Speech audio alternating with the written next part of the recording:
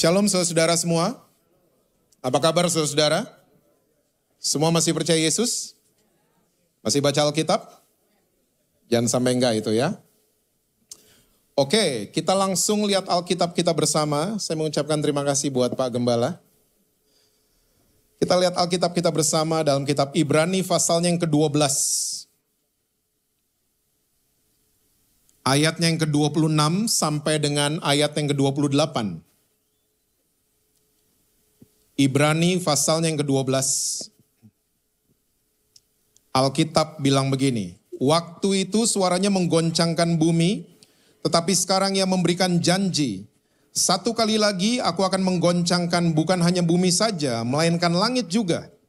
Ungkapan satu kali lagi menunjuk kepada perubahan pada apa yang dapat digoncangkan. Karena ia dijadikan supaya tinggal tetap apa yang tidak tergoncangkan. Jadi karena kita menerima kerajaan yang tidak tergoncangkan, marilah kita apa saudara? Mengucap syukur dan beribadah kepada Allah menurut cara yang berkenan kepadanya dengan hormat dan takut. Jelas sekali firman Tuhan catat buat kita semua bahwa Tuhan berjanji bahwa semua dia akan goncang. Jadi saya mau yakinkan buat saudara-saudara semua bahwa apa saja memang sedang dan akan digoncang oleh Tuhan sendiri. Dan ini merupakan janjinya Tuhan kita. Dan saya percaya semua saudara yang hadir pada siang hari ini sudah pada tahu bahwa janji Tuhan kita selalu ya dan amin. Nah, kalau gitu jangan suka tengking-tengking goncangan.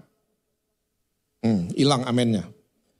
Kita nggak suka soalnya sama gini-ginian. Kita nggak suka sama goncangan, kita nggak suka sama pembentukan, kita nggak suka dengan proses, kita nggak suka sama gini-ginian.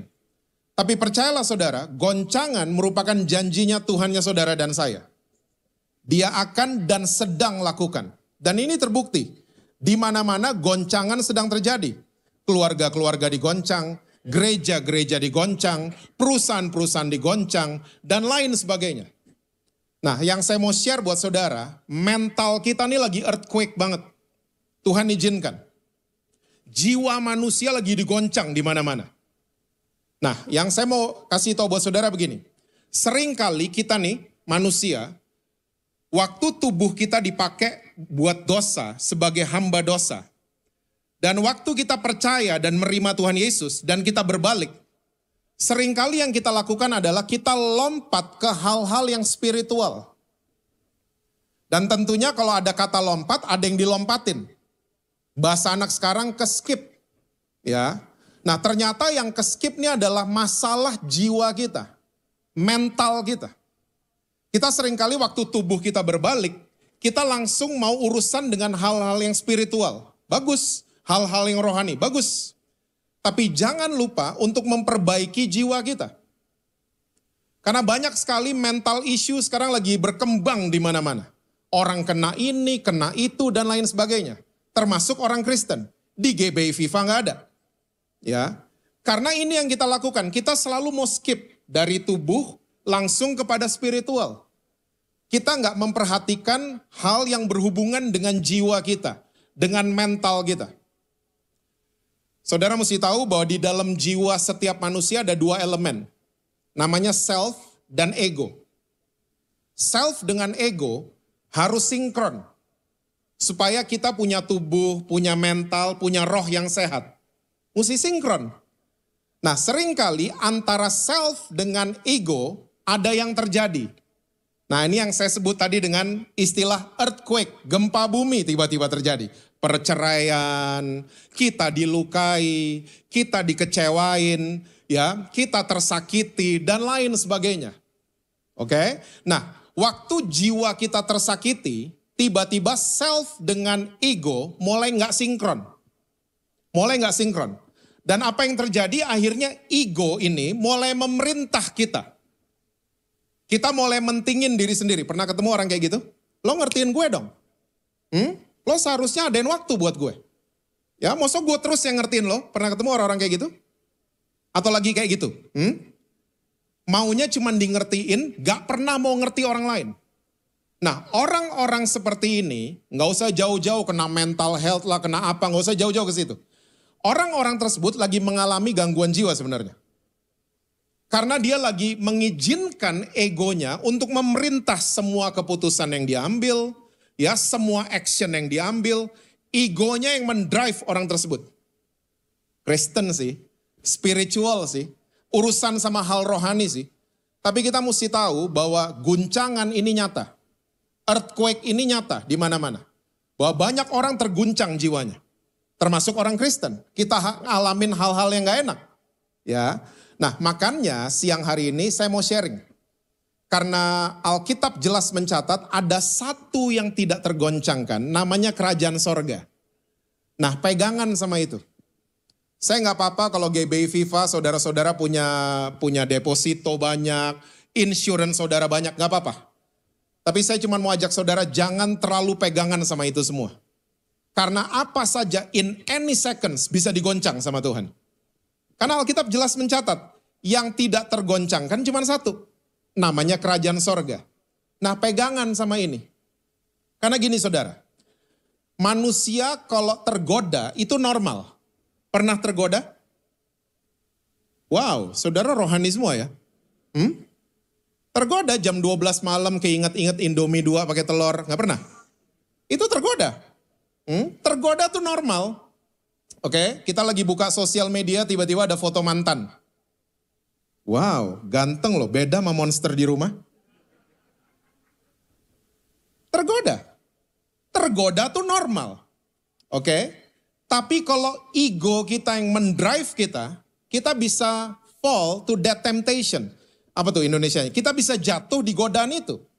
Oke, makanya Yesus bilang buat kita semua, kalau mau ikut aku, deny. Saya paling senang pakai istilah bahasa Inggris. Deny yourself. Self-nya mesti di-deny. Nah, kata deny bahasa Indonesianya adalah menyangkal. Kita suka alergi sama kata ini karena Petrus ya, ulahnya Petrus. Tapi sebenarnya kata menyangkal adalah kata yang bagus. Ya, artinya adalah kita merubah suasana hati, merubah suasana pikiran dengan suasana yang berbeda. Dengan keadaan yang itu orang menyangkal. Nah, salah satu aktivitas menyangkal yang paling populer adalah liburan. Ya, jadi jangan ngomong ke saya kalau liburan bawa laptop. Itu nggak liburan namanya. Itu namanya nggak menyangkal diri. Karena kalau lagi liburan kita menyangkal diri kan. Kita merubah semua suasana dengan, wih, pantai Jimbaran, ya, Nusa Dua, ya, rock bar. Oh nggak tahu ya gitu-gituan ya. Mainnya kurang jauh kayaknya saudara. Kita merubah semuanya. Nah itu namanya menyangkal diri. Nah sayangnya liburan, kita nih orang-orang yang bekerja, kita cuma dapat 12 hari per tahun. Gak bisa tiap hari. Makanya Yesus kasih resep bener banget. Kalau mau ikut saya, deny yourself. Ya, bukan deny your ego. Enggak, deny yourself. Self kita mesti diganti sama firman Tuhan. Ya, inilah kerajaan yang tidak tergoncangkan. Pegangan sama ini. Self kita mesti diganti setiap hari. Diganti setiap hari. Dengan kuasa firman Tuhan. Saya percaya waktu self kita diisi sama firman Tuhan, hidup kita akan didrive oleh firman Tuhan. Didrive sama ayat-ayat dari firman Tuhan. Didrive sama nilai-nilai firman Tuhan. Asal kita mau. Kalau kita mengizinkan terus ego kita, ini semua gak akan pernah terjadi. Nah, salah satu ini saya sebut dengan defense mechanism. Ya, salah satu defense mechanism yang dicatat oleh Alkitab saudara. Yuk lihat lagi ayat ke-28. Saya mau bacain buat saudara-saudara. Jadi karena kita menerima kerajaan yang tidak tergoncangkan, the unshakable kingdom. Marilah kita apa saudara? Mengucap syukur dan beribadah kepada Allah menurut cara yang berkenan kepadanya dengan hormat dan takut. Ini dia salah satu kita menyangkal self kita. Ya, salah satu defense mechanism yang Alkitab catat buat kita semua adalah sebuah elemen yang namanya mengucap syukur. Saudara tahu dalam mengucap syukur itu ada kuasa yang luar biasa? Sayangnya begini, mengucap syukur belum jadi budaya, belum jadi kultur buat orang-orang Kristen. Belum jadi. Kita nih mengucap syukur cuma disuruh sama WL. Betul. Kita mengucap syukur kalau tanggal merah. Betul. 25 Desember, kita bisa tuh. Ya, terima kasih Tuhan lahir buat saya. 1 Januari, terima kasih tahun baru. Jumat Agung, terima kasih Tuhan mau mati buat saya. Nyepi, terima kasih ini tanggal merah. Ya. Pokoknya kalau tanggal merah sama ada worship leader, kita bisa mengucap syukur. Nah, ternyata mengucap syukur di antara orang Kristen cuman at lips. Cuman di mulut doang. Gak pernah jadi budaya, gak pernah jadi settingan di dalam hati kita. Karena budayanya orang Kristen bukan thankful. Tapi budayanya orang Kristen lawannya thankful. Tahu apa itu? Menggerutu, bersungut-sungut, complaining. Ini budaya kita. Dan kalau lagi komplain, gak perlu ada WL kan? Hah? Kok belaga lupa mukanya? Kalau lagi komplain gak perlu tanggal merah. Karena kita juara kelas gini-ginian. Dalam komplain kita jagonya semuanya. Mengucap syukur kita gak pernah jago. Saudara tahu gak, saya udah 7 tahun terakhir ini suka konseling orang yang suka konseling pasangan-pasangan yang mengalami perselingkuhan. Kebanyakan orang gereja, GBI Viva gak ada. Waktu saya tanya ngobrol sama mereka, ternyata peristiwa di Taman Eden itu terjadi di keluarga mereka. Saudara tahu nggak, di Taman Eden, Adam dan Hawa disupply abis sama Tuhan. Semua yang mereka perlukan ada semua, tersedia semua. Ada semua, yang mereka mau semua ada. Tapi saudara, kalau saudara baca baik-baik, Alkitab kita dari Kejadian 1 sampai Kejadian 3. Ya, any language. Ya, semua versi Alkitab yang ada, yang pernah ditulis di muka bumi ini. Saudara nggak pernah menemukan Adam dan Hawa mengucap syukur. Nggak pernah. Padahal disupply loh semuanya. Nggak pernah nih suami, nih istri bilang terima kasih sama Tuhan. Nggak pernah. Nah, pertanyaan saya buat saudara. Menurut saudara, mereka setiap hari papasan nggak sama pohon pengetahuan baik dan jahat? Papasan dong tiap hari. Karena ada ayat bunyinya begini. Hari itu, pohon itu jadi sedap dilihat. Berarti tiap hari mereka papasan. Cuman di-ignore sama Adam dan Hawa. Tapi nggak tahu kenapa, hari itu pohon itu jadi sedap dilihat. Nah, ini akibat tidak mengucap syukur. Ya, suami nggak pernah mengucap syukur dengan keberadaan istri, akhirnya sekretaris jadi sedap dilihat. Saudara connect ya kalau gini-ginian kayaknya ya. Hah? Istri nggak pernah thankful dengan keberadaan suami, akhirnya berondong di gym jadi sedap dilihat. Ini masalahnya ternyata rootnya ada di situ. Karena kita nggak pernah menjadikan mengucap syukur jadi kultur. Jadi settingan di dalam hati kita. Saya mau ajak saudara-saudara semua di GBI Viva. Mulailah mengucap syukur. Mengucap syukur atas kehadiran suami saudara. Amin, istri-istri. Kok di sini yang kuat ya? Hah? Mengucap syukur, Tuhan terima kasih. Karena ada suami saya jadi pendoa. Karena suaminya kayak monster. Jadi berdoa ketakutan. Tuhan terima kasih buat istri saya yang cerewet. Saya jadi suami yang jauh lebih sabar hari ini. Mengucap syukur. Saudara tahu nggak, terutama kaum suami, wanita diciptakan dengan 5.000 kata-kata per hari. Per hari loh. Jadi banyak suami yang pulang ke rumah nih dari kantor, istrinya sambut. Istrinya sambutnya begini, dari kantor Pak, marah loh. Suaminya marah, emangnya dari mana? Ya iyalah dari kantor. Woi, be careful, husbands, be careful. Dia ngomong gitu tau nggak, dari kantor Pak, dia lagi buang-buang kota. Karena kuotanya terlalu banyak. And you shut her up. Dengan ngegas. Dengan mengatakan, iyalah dari kantor, emang dari mana? Dia diem. 5.000 gak dipakai. Besok jadi berapa? 10.000. Minggu depan rasain loh. She's like machine gun. Gak bisa di stop. Makanya thankful. Makanya kalau masih punya mama, masih punya istri, masih punya anak perempuan, dengerin baik-baik. Walaupun kita udah tahu ujungnya kemana, tapi dengerin mereka ngomong. Karena 5.000 kota, mereka mesti keluarin itu. Jadilah pendengar yang baik dan mengucap syukur dengan keberadaan istrimu. Amin suami-suami? Wah, kita perlu ngopi kayaknya ya. Mazmur 100 ayat yang keempat. Mazmur 100 ayat yang keempat. Masuklah melalui pintu gerbangnya dengan apa saudara? Nyanyian syukur. Ke dalam pelatarannya dengan puji-pujian.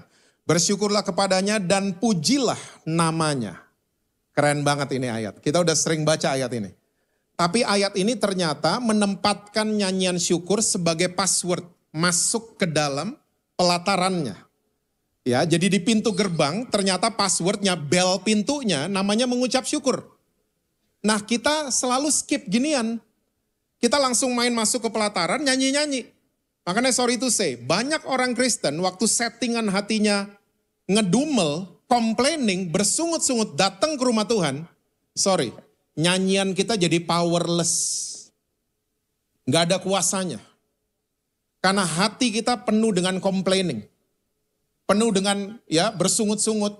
Gak terima ini, gak terima itu, dan lain sebagainya. Udah dikasih passwordnya. Di pintu gerbang harus menaikkan nyanyian syukur. Saya percaya lagu yang kita nyanyikan akan powerful. Penuh dengan kuasa. Ini yang firman Tuhan ajarin buat kita. Nah sekarang, saya akan share buat saudara, mungkin cuma 2 ya, sebenarnya ada 3. 3 masalah kritis yang diselesaikan oleh Tuhan Yesus hanya dengan mengucap syukur. Masalah kritis loh. 3, karena masalah tuh ada 3 juga. Masalah yang kita cari-cari sendiri, tahu dong? Kok belakang gak tahu? Hah? Deketin laki orang tuh cari-cari sendiri. Pakai uang yang bukan uang kita, itu masalah yang kita cari-cari sendiri. Oke? Terus masalah yang level berikutnya, masalah yang abal-abal. Pernah dengar? Pembantu ART pulang kampung gak balik, itu abal-abal. Abal-abal. Tapi sadly speaking, banyak banget orang Kristen, masalahnya levelnya abal-abal, tapi tukang komplain. Masalahnya cuma abal-abal padahal, tapi tukang komplain. Makanya yang saya mau bahas buat saudara adalah masalah level ketiga. Masalah kritis, ada 3. Yang pertama kematian, yang kedua kelaparan, yang ketiga kutuk. Diselesaikan oleh Tuhan Yesus hanya dengan mengucap syukur. Yuk kita lihat, Yohanes 11 ayat yang ke-41. Yohanes 11 ayatnya yang ke-41. Alkitab bilang gini. Maka mereka mengangkat batu itu, lalu Yesus menengadah ke atas dan berkata, Bapa, aku apa saudara? Mengucap syukur kepadamu karena engkau telah mendengarkan aku. Saudara masih ingat ini cerita tentang siapa? Lazarus, exactly. Oke. Jadi kalau saudara mundur, countdown ke ayat-ayat sebelumnya, waktu Yesus mendengar Lazarus sakit, ya, Yesus komentarnya gini, penyakit itu nggak akan membawa kematian, tapi penyakit itu akan memuliakan Allah. Tapi orang-orang di sekitar Yesus kurang percaya sama perkataannya Yesus. Makanya kalau saudara baca full edition ceritanya Yohanes 11, Yesus sengaja tinggal 2 hari lebih lama. Gak langsung ke rumahnya Lazarus. Kalau kita sering gak percaya sama Tuhan Yesus, ya sering doubt, sering ragu, sering khawatir dan lain sebagainya.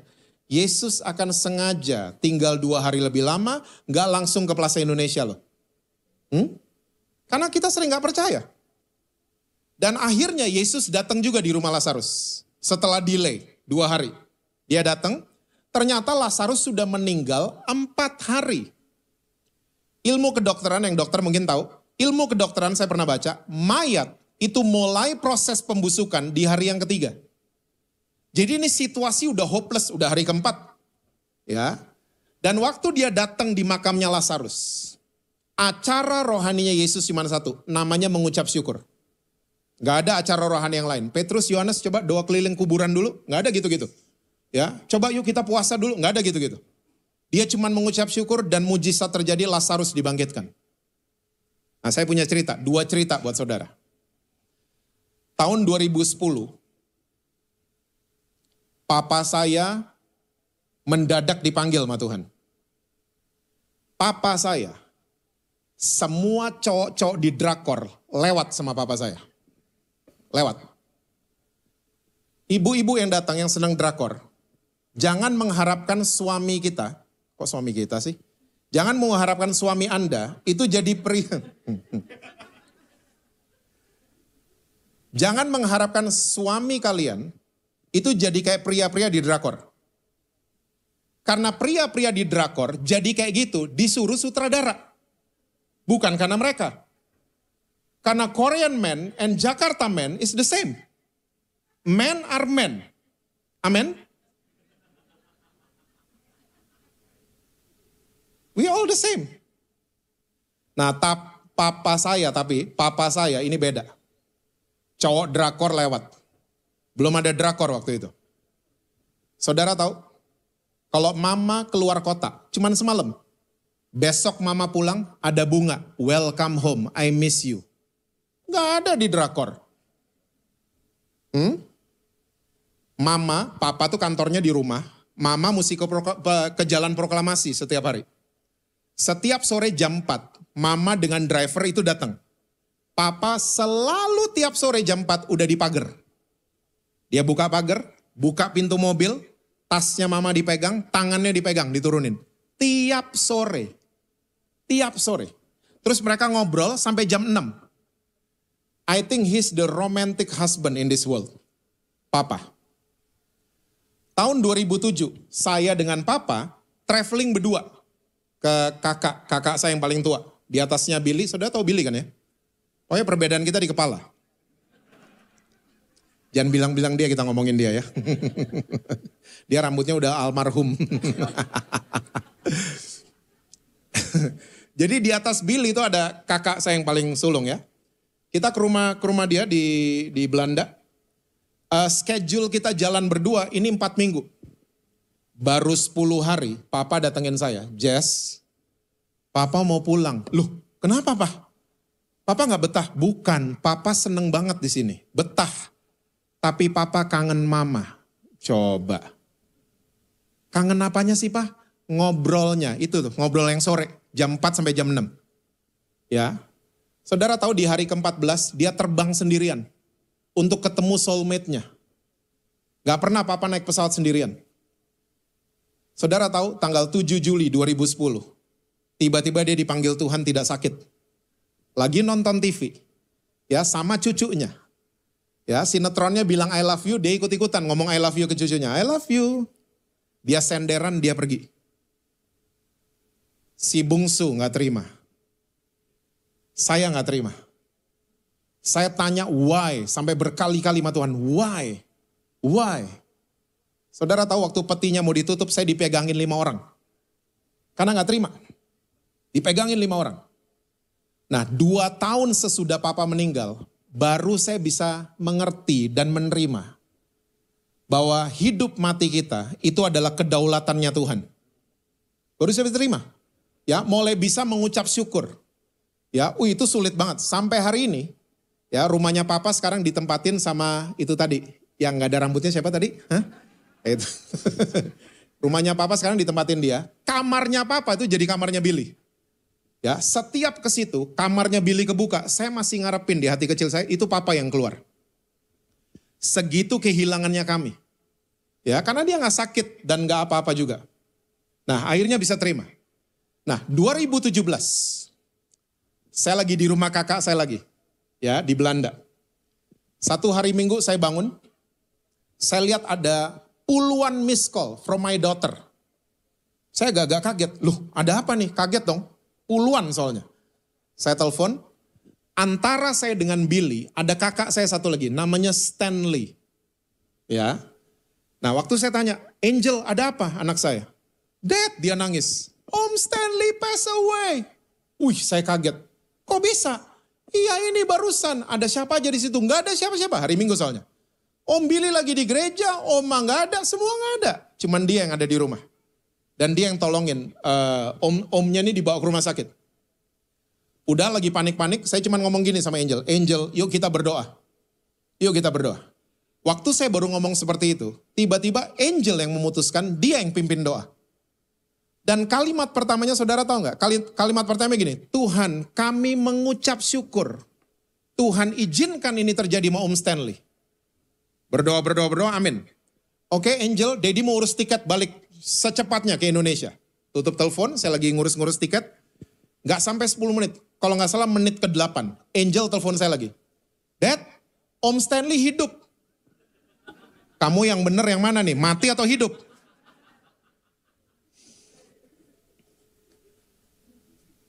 Saudara, ternyata Stanley akhirnya harus dipasang ring. 2 operasi, pasang. Dan operasinya berhasil. Dan Stanley hari ini masih hidup. Dan jadi pribadi yang jatuh cinta sama Tuhan Yesus. Kakak saya yang namanya Stanley. Lewat 2 kejadian ini, saya makin yakin bahwa hidup dan mati kita itu semua kedaulatannya Tuhan. Ya, Tuhan mau ambil, mengucap syukur, Tuhan balikin, mengucap syukur juga. Ya, ingat, hidup adalah Kristus, mati adalah keuntungan. Jadi apapun yang terjadi saudara, keep thankful. Mengucap syukurlah selalu sama Tuhan Yesus. Karena apa saja yang dia buat itu selalu baik buat saudara dan saya. Amin saudara. Yang kedua yang saya nggak akan bahas namanya lapar. Saudara tahu ceritanya 5 roti dan 2 ikan. Diselesaikan oleh Tuhan Yesus dengan mengucap syukur. Ya, karena lapar itu masalah kritis. Papa saya pernah ngomong gini, Jess, mendingan kamu ketemu sama orang nggak sekolah. Ya, daripada kamu ketemu orang yang lapar. Karena orang yang lapar bisa gelap mata. Orang yang lapar. Ya, dia nggak bisa makan, istrinya dia lihat nggak bisa makan, anaknya bisa gelap mata orang ini.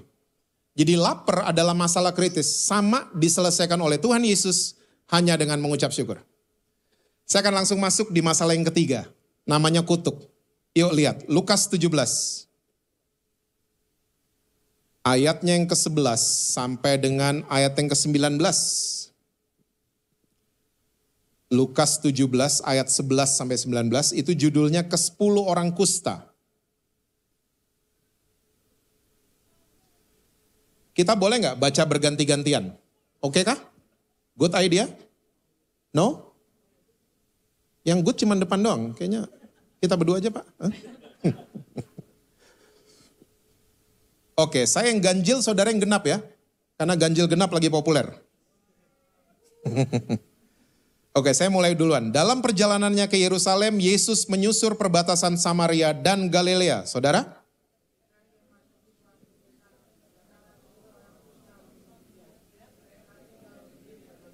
Dan berteriak, Yesus Guru, kasihanilah kami. Saudara?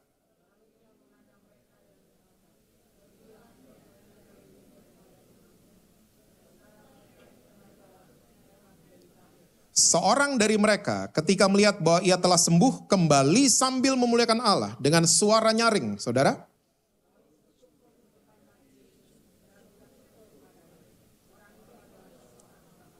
Lalu Yesus berkata, bukankah ke-10 orang tadi semuanya telah menjadi tahir, di manakah yang 9 orang itu?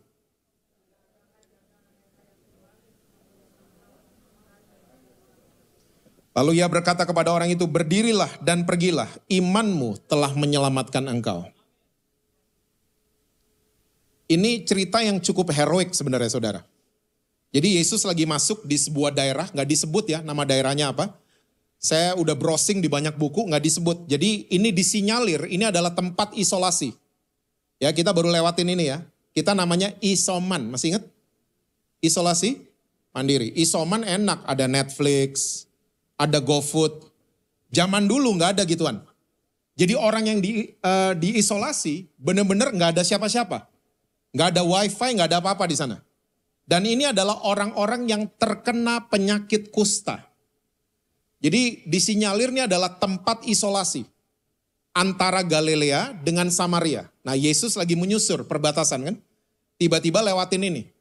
Dan tiba-tiba ada 10 orang kusta. Dan dari jauh, mungkin mereka tahu diri karena penyakit kusta sangat menular. Mereka cuma berteriak, Guru, kasihanilah kami. Tiba-tiba Yesus kasih instruksi yang agak-agak anti-mainstream. Karena Yesus tiba-tiba ngomong gini, coba kalian pergi ke imam-imam, tunjukin diri kalian ke imam-imam.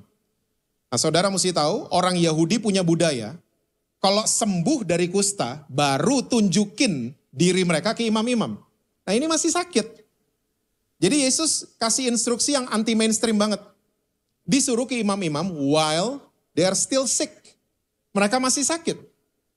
Dan Alkitab catat, di tengah jalan mereka 10-10-nya jadi tahir. Di tengah jalan. 9 jalan terus karena budayanya Yahudi mesti laporan sama imam-imam. 1 balik karena dia orang Samaria. Budayanya, kulturnya beda sama orang Yahudi. Dia balik, dia datengin Yesus, dia tersungkur dan dia hit the right password. Dia mengucap syukur.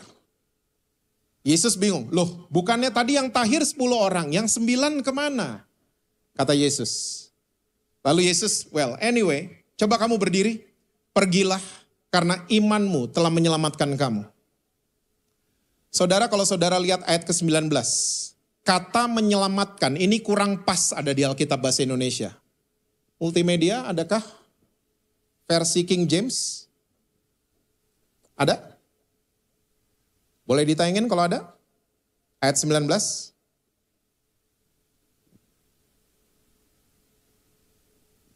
Multimedianya mana ya? Belakang. Ada? Oke, saya bacain buat saudara ya. Versi KJV-nya. Ayat 19, mungkin ada di handphone saudara. And he said unto him, arise, berdirilah. Benar bahasa Indonesia. Go thy way, pergilah. Benar bahasa Indonesia. Thy faith hath made thee whole. Imanmu telah membuat engkau whole, whole. Artinya utuh. Bukan selamat. Jadi saya suka berpikir waktu baca cerita ini bedanya orang yang mengucap syukur sama yang 9 itu apa? Bedanya apa? Pasti ada perbedaan. Ternyata ini perbedaannya di ayat 19. Ya, bukan selamat tapi dia jadi utuh. Saudara tahu orang kena penyakit kusta? Hidungnya hilang, kupingnya hilang, jarinya tinggal 3, putus-putus semuanya.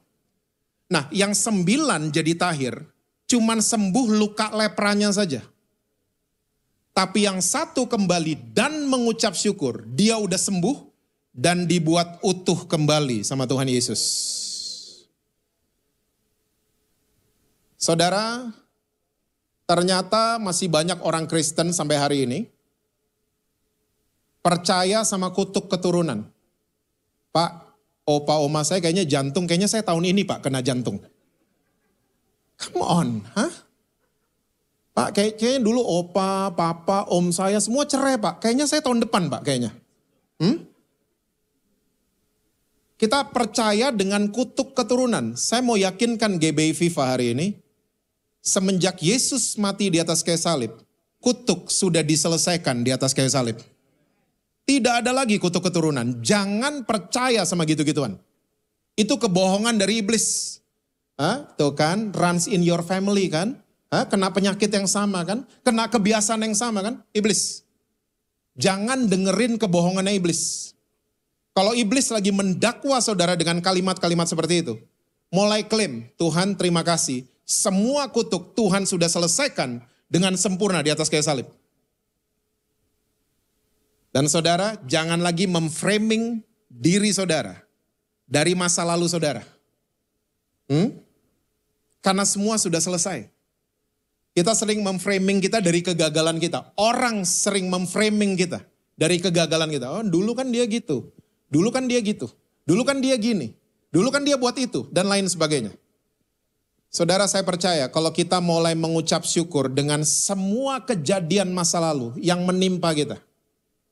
Bisa mengucap syukur? Ingat tadi ini defense mechanism yang luar biasa. Yang menyembuhkan jiwa kita. Jadi saya mengajak GBI FIFA mengucap syukur dengan orang-orang yang nyakitin kita. Wih, roaming langsung.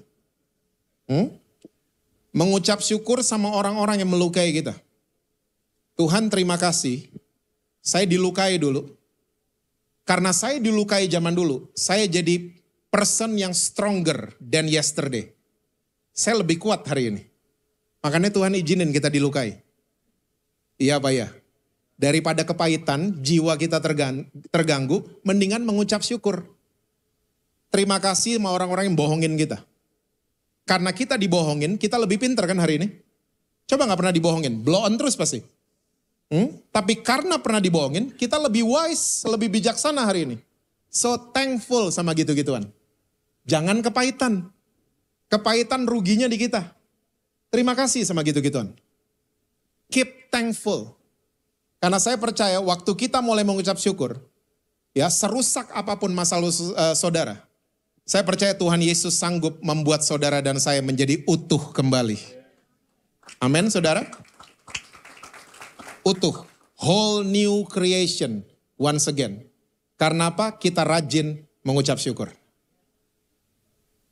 Tema gereja saudara hari ini adalah imannya Elia. Kalau saudara baca ya, 1 Raja-Raja 17 itu, sama. Kekeringan lagi terjadi. Gak dicatat bahwa Elia mengucap syukur. Tapi dengan pemeliharaan burung gagak, saya percaya Elia juga berterima kasih sama Tuhan. Ya, dia dipelihara hidupnya. Saya percaya mungkin saudara juga lagi mengalami kekeringan. Lagi mengalami hal-hal yang gak enak. Tapi jadikan thankful itu defense mechanism. Ada apapun, saudara dengar ada masalah apapun, coba mungkin boleh marah, boleh sedih, boleh kecewa. Tapi mulai Tuhan terima kasih. Mulai seperti itu, biasakan itu. Tuhan terima kasih, Tuhan izinkan saya masuk ke musim ini. Tuhan izinkan saya harus melewati ini, Tuhan terima kasih. Saya percaya ada hal-hal powerful yang luar biasa yang saudara akan lihat depan mata saudara. Amin saudara. Quotes terakhir. Daripada komplain, bunga ros ada durinya. Mendingan thankful karena duri punya bunga ros. Perlu diulang? Saya ulang ya. Saya ulang. Daripada kita komplain bunga ros ada durinya. Mendingan kita mengucap syukur karena duri punya bunga ros. Mungkin saudara lagi lewatin duri-duri kehidupan. Tapi saya percaya di ujung jalan ada bunga ros yang nyambut saudara. Amin saudara. Tuhan berkati saudara-saudara semua. Selalu sukses, harmonis di rumah, dan rekening bank selalu penuh buat saudara.